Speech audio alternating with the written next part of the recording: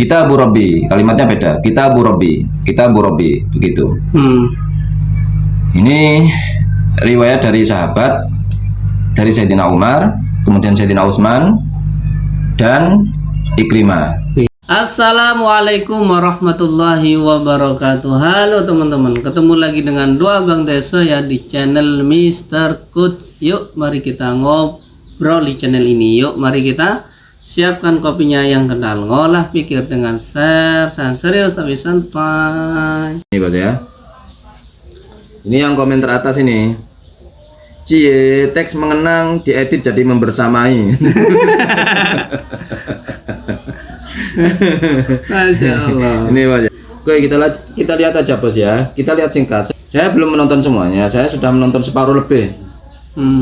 Separuh lebih lah ya. Dan saya ambil beberapa poin saja di sini ya di acara ini, Bos. Oke. Yang pertama, poinnya, walaupun acara ini sekedar podcast ya, ini podcast nih, ya kan? Iya, podcast. Tapi judulnya mengenang nih, mengenang, kemudian karena dikritik diubah menjadi membersamai, kan gitu. Kalau hall kan rame, dihadiri orang banyak. Ya sama, ini yang nonton 11.000.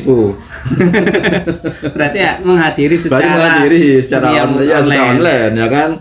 Dan kabarnya sebelum ini mereka live ini katanya live pun rame, banyak yang nonton, berarti kan ikut itu, berarti ikut membersamai atau mengadakan hall online mereka teman-teman ya. Mereka halus ya, mereka masih malu-malu ya kan, mau mengadakan itu malu-malu. Sayang sekali ya kan, sekelas Ustaz Zaid Jawas ya kan, kok gak diperingati, nanti bisa-bisa orang ini lupa sama Ustaz Zaid Jawas. Iya bisa, kan gitu. Bisa.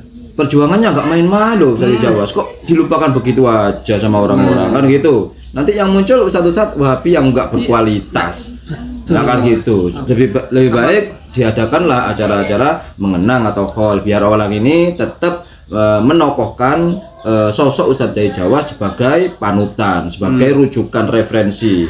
Jika nyari apa-apa, nyarilah buku Zaid Jawas. Walaupun Ustaz Zaid Jawas ini meninggal, tapi bukunya ada. Jadikan referensi. Agar apa? Ustaz Zaid Jawas ini namanya tetap mengenang, tetap dikenang, kan gitu Bos. Soalnya apa? Kan beliau punya pondok tuh. Punya pondok. Kan kalau penerusnya ini nggak sama dengan Zaid Jawas secara wibawa, pengaruh dan sosoknya, profilnya, ini bisa sepi nih pondok ini nantinya.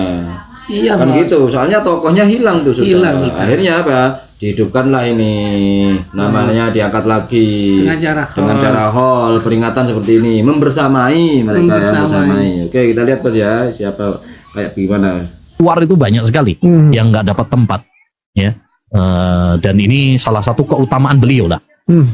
Karena ada hadis dari Nabi SAW bahwa kalau ada mayit yang disolati oleh 40 orang yang bertauhid, tidak menyekutukan Allah Subhanahu Wa Taala, maka mereka akan memberikan syafaat kepada mayit tersebut, ya, dengan doa-doa mereka.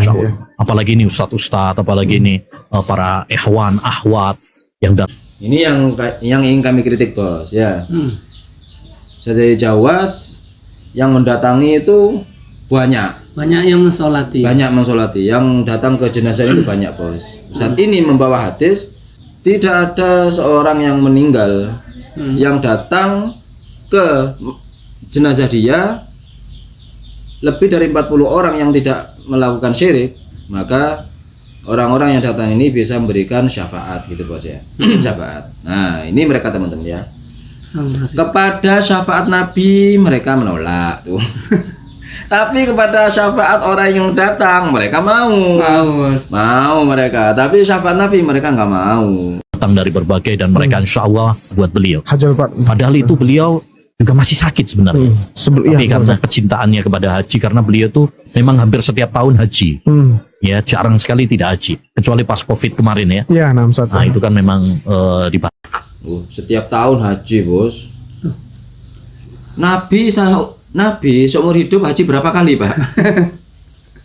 Satu kali Bos ya. Haji wata itu aja Bos ya. Nah katanya niru Nabi, kenapa nih setiap tahun haji itu? Di sekitar rumah beliau itu apa nggak ada orang miskin?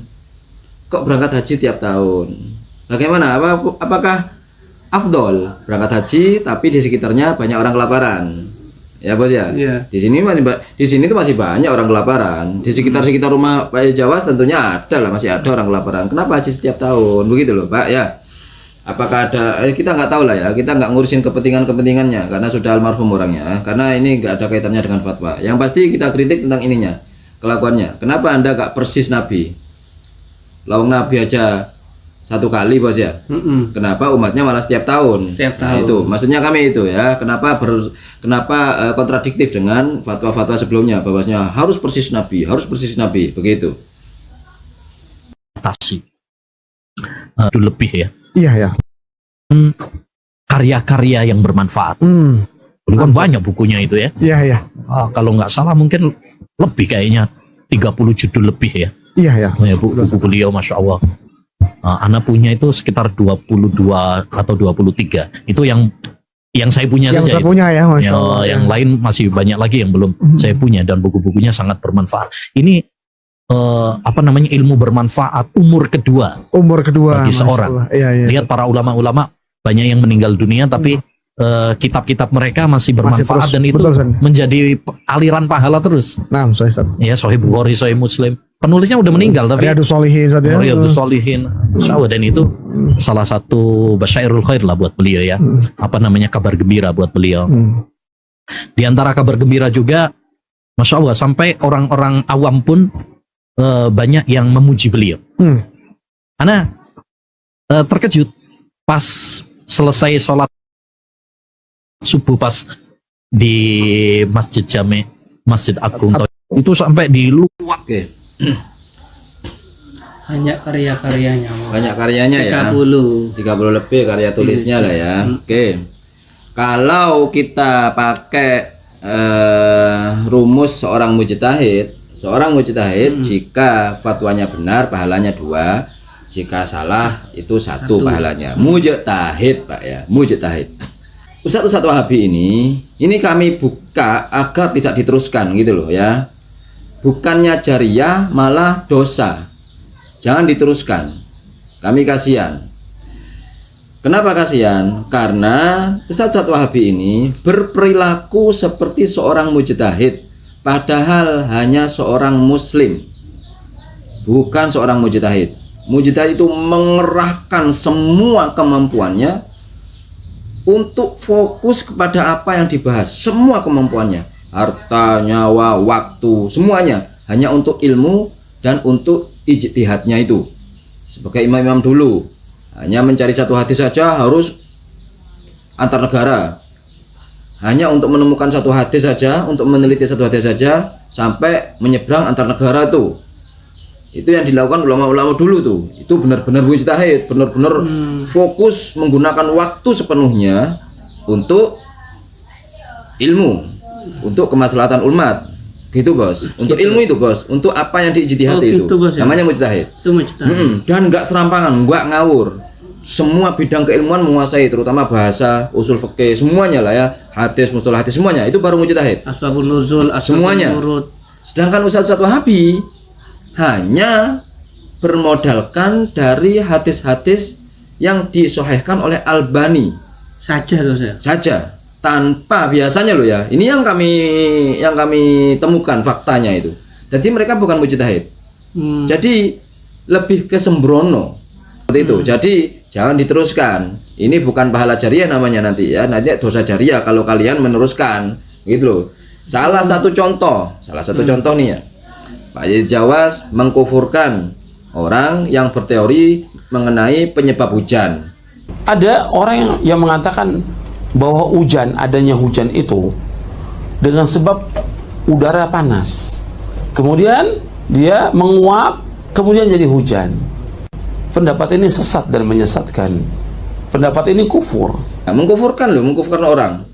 Yang kedua, Pak Jawas mengatakan tidak ada di zaman Nabi para sahabat itu yang datang ke makam Nabi untuk meminta. Padahal ada. Kan begitu Bos ya? Padahal ada. Bertawasul. Ya, anna Abdallahi ibn Umar kana qad tawassala bin nabiyyi ba'da mautihi. Tuh, Ibnu Umar pernah bertawasul pada Nabi setelah kewafatan Nabi, Pras. Haitsu akhraja al-Bukhari an Abdillahi ibni Dinar radhiyallahu anhu qala sami'tu Ibnu Umar radhiyallahu anhuma yatamassalu bi syi'ri Abi Thalib, mengenai mencium mushaf. Mencium mushaf setelah membaca Al-Quran, beliau bilang tidak ada contoh dari Nabi. Sebenarnya juga orang baca Quran. Al-Quran untuk dibaca dipahami. Ini baca, habis selesai baca, dicium. Untuk apa dicium? Untuk apa dicium? Nggak ada contoh dari Rasulullah, nggak ada contoh dari sahabat. Ada contoh, jangan ngarang-ngarang. Nah, padahal ada. Hadisnya riwayat dari Umar bin Khattab, kemudian Sayyidina Utsman dan Ikrimah bin Abu Jahal. Wa qad ruwiya an Umar radhiyallahu anhu ta'ala anhu annahu kana yuqabbilul mushafa wa yaqulu ahdu rabbi. Ya, mencium mushaf itu bentuk dari pengagungan dan pensucian, atau mengagungkan dan mensucikan Al-Quran itu sendiri. Ya, sebagaimana seorang muslim mencium Hajar Aswad karena mengagungkan, bentuk pengagungan, itu ya. Walidah baksa, oleh karena itu tidak apa-apa jika seorang muslim mencium mushaf yang mulia ini, sebagaimana diriwayatkan oleh Sayyidina Umar bahwasanya beliau juga pernah mencium mushaf, kemudian beliau berkata, janji Tuhanku, ahdu Rabbi. Di samping Sayyidina Umar ini ada juga sahabat Ikrimah bin Abu Jahal radhiyallahu anhu yang juga melakukan hal yang sama. Beliau mencium mushaf juga. Kitabu Rabbi, kalimatnya beda. Kitabu Rabbi, begitu. Ini riwayat dari sahabat, dari Sayyidina Umar, kemudian Sayyidina Utsman dan Ikrimah, yang katanya saja di Jawa sahabat juga tidak pernah melakukannya.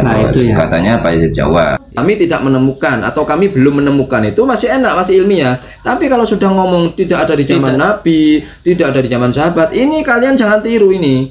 Ini kalian akan mengirim dosa jariah kepada saya Jawa, gitu loh.